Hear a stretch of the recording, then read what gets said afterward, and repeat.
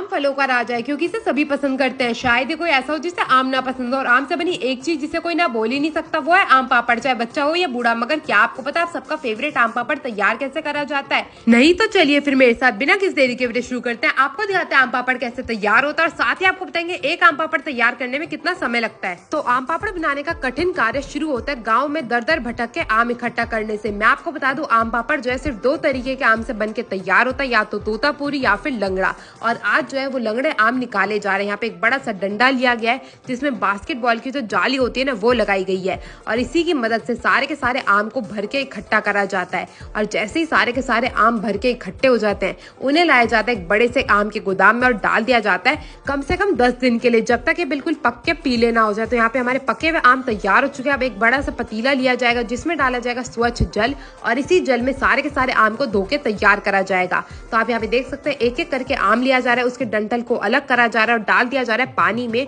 अब पानी में सारे के सारे आम को बिल्कुल बढ़िया तरीके से साफ करा जाएगा ताकि उसमें कोई भी गंदगी ना हो, मिट्टी ना हो। उन्हें निकाल के रख दिया जाएगा दूसरी बाल्टी में। अब इस बाल्टी में हर एक आम के टुकड़े करे जाएंगे। मैं आपको बता दूं आम पापड़ बनाने के लिए ना आम को भी बड़े स्टाइल से काटा जाता है।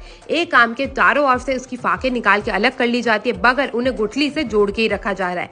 और आप जो ये मशीन देख रहे हैं ना, इसी मशीन में सारे के सारे आम से आम पापड़ तैयार करा जाएगा। तो यहाँ पे हमारे कटे हुए बाल्टी भर के आम पापड़ आ चुके हैं। अब एक एक करके सारे के सारे आम को इस मशीन में डाला जाएगा जिससे उसका गूदा निकाल के अलग करा जा सके। तो यहाँ पे सारे के सारे आम को डाला जा रहा है बड़ी सी मशीन में। इस मशीन का कार्य होता है एक तरफ से सारा का सारा गूदा अलग कर देती है और एक तरफ से सारे के सारे छिलके। तो आप यहाँ पे देख सकते हैं सारे के सारे छिलके बाहर आते जा रहे हैं जिसमें बिल्कुल भी गूदा नहीं है। गुठली हो छिलके हो दोनों ही चीजें इस मशीन में अलग हो जाती है। एक तरफ से ये आता जा रहा है, दूसरी तरफ से हमारा आम का पल्प निकल के बाहर आता जा रहा है। और अगर आप लोग सोच रहे हैं जो इतना सारे छिलके और गुठली निकली इसका क्या होगा, तो गुठली से नए आम के पेड़ लगाए जाएंगे और ये जितने भी छिलके हैं उनसे बनाई जाएगी खटाई।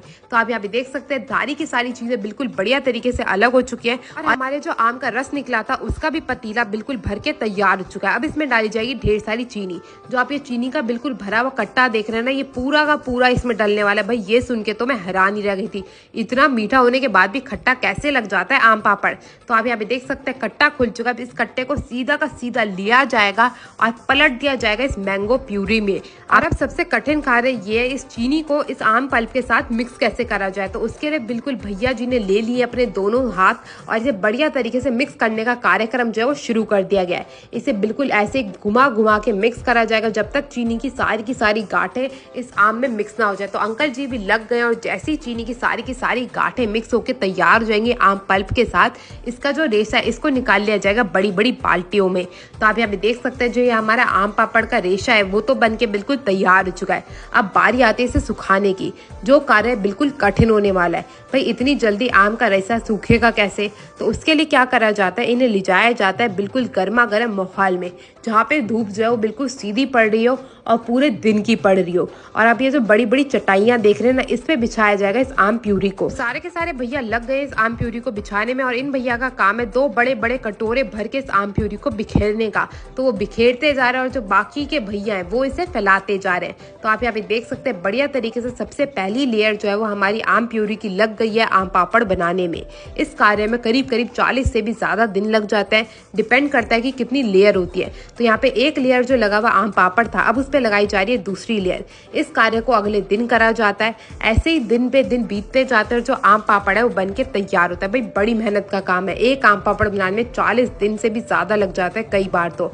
और अगर बारिश पड़ जाए तो सारा का सारा माल हो जाता है बिल्कुल खराब, क्योंकि इसे रात दिन ऐसे ही पड़े रहने देते हैं तभी ये बिल्कुल बढ़िया तरीके से सूख के तैयार हो पाता है। मैं आपको बता दूं आम पापड़ बनाना बहुत ही कठिन है क्योंकि आपको पूरे दिन की धूप झेलनी होती है, इसे ऐसे ही फैलाना होता है, जिस कार्य में आपकी कितनी मेहनत लगती होगी ये तो आप लोग सोच ही सकते हैं। अब जो ये आपके सामने ये 35 दिन पुराना आम पापड़ है जिसके ऊपर एक एक कटोरा भर के आम का पल्प डाला जाएगा और उसे बढ़िया तरीके से फैला के तैयार करा जाएगा। और जैसे ही फिर 40 दिन बीत जाएंगे इस कार्य को करते करते हमारा आम पापड़ जो है वो बन के तैयार हो जाएगा। तो ये वाला जो है ये सूखा आम पापड़ है जो बन के बिल्कुल तैयार हो चुका है। अब इसे ले जाया जाएगा अंदर फैक्ट्री में और दोबारा से सूखने के लिए डाल दिया जाए कम से कम 2 दिन के लिए। अब यहाँ पे 2 दिन बीत चुके हैं और यहाँ पे हमारा आम पापड़ बनके बिल्कुल तैयार है। तो कटवाते हैं अपने लिए और चख के बताते हैं आपको इसका स्वाद कैसा है। भाई बिना केमिकल के, बिना किसी मसाले के तैयार हुआ आम पापड़ की तो भाई बात ही कुछ और होगी। और ऊपर से खेत के ताजे आम हो तो भैया क्या ही कहने। आप यहाँ पे देख सकते हैं हमारा आम पापड़ बिल्कुल बढ़िया तरीके से बनके तैयार हो चुका है। भैया मैंने इसे चखा और मेरे को तो बहुत ही मजा आ गया इसे खा के। अगर आपको भी पसंद है तो जरूर बताइएगा। मैं मिलती हूँ अगली वीडियो में, तब तक के लिए टेक केयर, गुड बाय।